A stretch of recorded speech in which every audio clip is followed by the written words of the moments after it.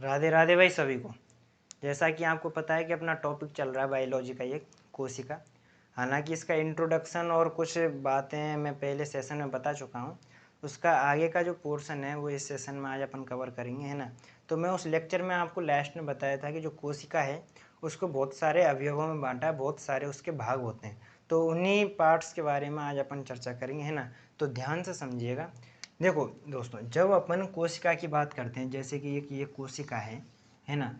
ये कोशिका, इसके चारों तरफ एक परिधि होती है ना। अब इसके अंदर बहुत सारे अवयव होते हैं, जैसे कि माइटोकॉन्ड्रिया हो गया, लाइसोसोम हो गया, राइबोसोम हो गया, है एंडोप्लाज्मिक रेटिकुलम हो गया, रिक्तिका हो गया, लवक हो गया, है ना। बीच में केंद्रक हो गया। ऐसे बहुत सारे इसके अवयव अंदर मिलते हैं, है ना। बात आई समझ में। अब यदि मैं टॉपिक डिस्कस करूं तो पहला टॉपिक है भाई कोशिका। कौन सा टॉपिक है? कोशिका झिल्ली। और एक है कोशिका भित्ति। कौन सी? कोशिका भित्ति। अच्छा, इंग्लिश में क्या बोलते हैं? इंग्लिश में इसको बोलते हैं सेल मेम्ब्रेन। क्या बोलते हैं? Cell membrane. और इसको क्या बोलते हैं? Cell wall. बात आई समझ में। अब देखो दोस्तों, यदि मैं कोशिका झिल्ली की बात करता हूँ, जैसे कि ये एक कोशिका है, इसको आप एक इमेजिन कीजिए, एक कोशिका है। इस कोशिका में यदि सिंगल लेयर है, एक ही लेयर है, तो वो क्या है? कोशिका झिल्ली है ना। और जो कोशिका झिल्ली होती है यह केवल जंतु कोशिकाओं में पाई जाती है। किन में पाई जाती है? जंतु कोशिका, है ना। जंतु कोशिका बोले तो जैसे कि मानव हो गया, जीव जंतु हो गए, जितने भी, है ना। अब इसकी एक बहुत शानदार विशेषता है। विशेषता क्या है कि ये अर्धपारगम्य झिल्ली है। कैसी है? अर्धपारगम्य। अर्धपारगम्य का मतलब क्या होता है कि एक ऐसी झिल्ली जिसमें से यदि कोशिका के अंदर किसी चीज़ की आवश्यकता है तो बाहर से कोई भी अवयव अंदर आ सकता है, और यदि बाहर किसी चीज़ की आवश्यकता है तो अंदर कोशिका के अंदर से अवयव बाहर जा सकता है। यानी कि अवयवों का आवागमन जो नियंत्रण कर देना, वो अर्धपारगम्य झिल्ली होती है। बात आई आपके समझ में। तो ये किसके अंदर मिलता है? कोशिका झिल्ली के अंदर मिलता है, सेल मेम्ब्रेन, जो कि जंतु कोशिका में मिलती है। यदि मैं कोशिका भित्ति की बात करूं, सेल वॉल की बात करूं, तो ये किस में मिलती है? पादप कोशिकाओं में मिलती है। किस में मिलती है? पादप कोशिका।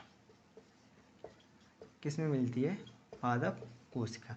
अब यदि पादप कोशिकाओं की बात करूं तो एक ये सेलुलोज की बनी हुई होती है, सेलुलोज। सेलुलोज। और यदि इसकी बात करें तो ये प्रोटीन की बनी हुई होती है, प्रोटीन, है ना। अब देखो ध्यान से समझना इस चीज़ को। ये सेलुलोज, जैसे कि आपने एक एग्जाम्पल समझा होगा, जीवाणु। हालांकि नाम से ऐसा लगता है कि यार ये जंतु कोशिका के अंतर्गत आता है, लेकिन ये पादप कोशिकाओं के अंतर्गत आता है, क्योंकि इसमें कोशिका भित्ति पाई जाती है और उस कोशिका भित्ति का नाम होता है पेप्टिडोग्लाइकोजन। पेप्टिडोग्लाइकोजन। क्या नाम है? पेप्टिडोग्लाइकोजन, है ना। जीवाणु के अंदर जो कोशिका भित्ति होती है वो कौन सी होती है? पेप्टिडोग्लाइकोजन। एक और होता है कवक। कवक फंगस, अचार के ऊपर जो सफ़ेद सफ़ेद से लग जाता है ना, फंगस होती है। उसकी भी जो कोशिका भित्ति होती है ना, वो भी काइटिन की बनी हुई होती है। किसकी बनी हुई होती है? काइटिन की। बात आई समझ में।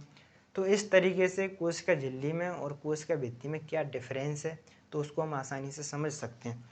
इसका जो अगला टॉपिक है ना, कि अगली कौन सा अवयव है, उसके बारे में डिस्कस करते हैं, है ना। अगला जो अवयव है इसका, उसका नाम है माइटोकॉन्ड्रिया। क्या नाम है? माइटोकॉन्ड्रिया। माइटोकॉन्ड्रिया। देखो दोस्तों, यदि जैसे कि ये कोशिका है तो इस कोशिका के अंदर एक अवयव मिलेगा माइटोकॉन्ड्रिया। अब यदि मैं इसकी बात करूं तो इसके बारे में क्या विशेषता है? इसके बारे में विशेषता ये है कि जो माइटोकॉन्ड्रिया होता है ना, इसे पावर हाउस, क्या? पावर हाउस ऑफ सेल कहते हैं, यानी कि कोशिका का शक्ति गृह। इसका मतलब क्या होता है? देखो, अपने शरीर में जो ऊर्जा बनाने का काम होता है वो माइटोकॉन्ड्रिया का होता है ना। यहाँ पर क्या होता है? ऑक्सीशोषण होता है, ऑक्सीशोषण। अब इसको देखो ध्यान से समझना, है ना। कभी दोस्तों आपके दिमाग में ये प्रश्न आया कि यार अपन ऑक्सीजन हमारे शरीर में क्यों ज़रूरी है? ऐसी क्या आवश्यकता पड़ती है कि भाई ऑक्सीजन आवश्यक है? खाना खाते हैं ना, खाने से काम नहीं चलता क्या? ऑक्सीजन क्यों आवश्यक है? ऑक्सीजन से ऐसा हमारे शरीर में क्या होता है? ऑक्सीजन से देखो, जब हम खाना खाते हैं तो जो एंजाइम है उनके माध्यम से खाना पच जाता है। पचने के बाद ग्लूकोज बन जाता है। ग्लूकोज हमारी कोशिकाओं में चला जाता है ना। अब कोशिकाओं में चला गया ग्लूकोज। अब ग्लूकोज से ऊर्जा बनाई जाती है और उस ऊर्जा बनाने के लिए ऑक्सीजन चाहिए, क्योंकि ऑक्सीकरण जब तक जो ग्लूकोज जलेगा नहीं, वो ऑक्सीकरण होगा नहीं ऑक्सीजन की उपस्थिति में, तब तक अपने को ऊर्जा मिलेगी नहीं।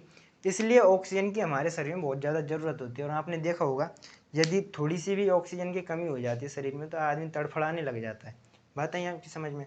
तो ऑक्सीजन कितनी आवश्यक है ना। अब ये जो ऑक्सीश्वसन होता है ना, ये चक्र होता है इसमें, क्रेब्स चक्र। किसमें? क्रेब्स चक्र।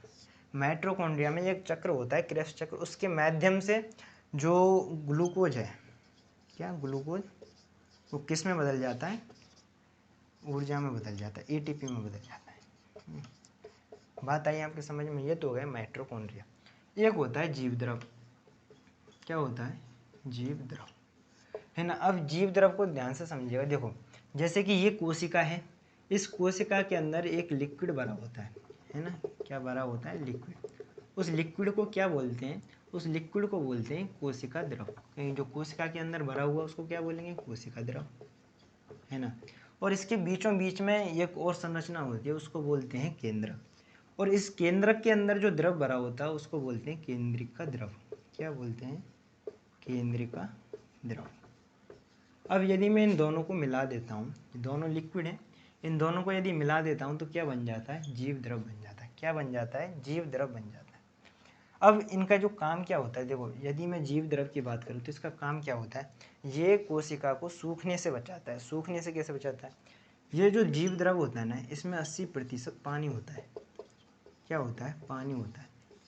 बात आई समझ में? अब देखो होता क्या है, जैसे कि आप बहुत हार्ड वर्क करते हो, जैसे खेतों में काम कर रहे हो, तो आपके शरीर से पसीना निकलेगा, है ना। जैसे कि आपकी शोल्डर हो गए, आपके हाथ हो गए, पैर हो गए, ये ज़्यादा काम में आ रहे हैं तो यहाँ से पसीना ज़्यादा निकलेगा।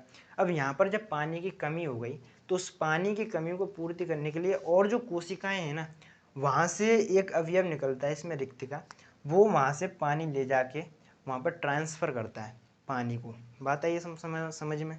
क्योंकि ये अर्धपारगम्य झिल्ली होती है, यहाँ से आसानी से रिक्तिका के माध्यम से पानी पहुँचाया जाता है। पानी पहुँचाने के बाद वहाँ पर पानी की पूर्ति को पूरा किया जाता है। इसलिए जो मतलब जैसे इसमें जब हमारी कोशिकाओं में पानी की कमी हो जाती है ना, तो सूखने लग जाती है। और जब 1-2% भी पानी कम हो जाता है ना, तो आदमी मतलब वो उस प्रकार का हो जाता है कि यार अब बस तड़फड़ाने लगता है, बहुत ज़्यादा प्यास लगती है, उस प्रकार का हो जाता है। बात आई आपके समझ में? यदि मैं जीव द्रव की बात करूं तो जीव द्रव की जो खोज की थी ना, इसके बारे में सबसे पहले बताया था, क्या नाम था उसका? पुरकिंजे। क्या नाम था? पुरकिंजे। और जीव द्रव को मानव जीवन का आधार बताया कि भाई इसके बिना जीवन चल ही नहीं सकता। उसका नाम है हेक्सले। क्या नाम है? हेक्सले। इसी ने जीव द्रव को नाम दिया था, है ना। जीव द्रव नाम दिया था। बात आई आपके समझ में? ये कुछ टॉपिक हैं। आई थिंक, मुझे लगता है आपको ये टॉपिक समझ में आए होंगे। और भी हैं, बहुत सारी चीज़ें हैं, है ना। आगे और भी अवयव हैं, उनके बारे में हम अगली क्लास में चर्चा करेंगे। आज के लिए इतना ही। धन्यवाद।